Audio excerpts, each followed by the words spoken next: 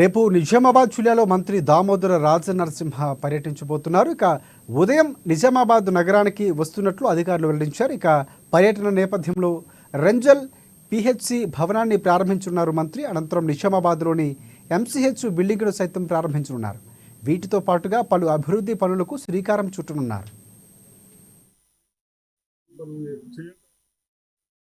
మన health minister Rajanarasimha గారు వస్తా ఉన్నారు. గత 10 years నుంచి హాస్పిటల్స్ కానీ మెడికల్ కాలేజ్ కానీ చాలా మట్టుకు నిర్లక్ష్యం చేయబడ్డది. మరి కొన్ని రోజుల నుంచి అన్ని విధాలుగా డాక్టర్లతో డిస్కషన్ చేసుకుని మన ప్రజలకు ఏ టైప్ ఆఫ్ పేషెంట్ వస్తా ఉన్నారు, వాళ్ళకి ఏం మనం చేయడానికి ఎంత వీలుంది, ఏం ప్రాబ్లం ఉంది, అవన్నీ కొన్ని కలెక్టర్ గారు అందరూ సాల్వ్ చేసుకుంటూ ఈరోజు మన నిజామాబాద్ హాస్పిటల్లో మెడికల్ హాస్పిటల్లో మంత్లీ 58,000 అంటే నియర్లీ రోజు 2,000 కానీ వస్తా ఉన్నారు పేషెంట్.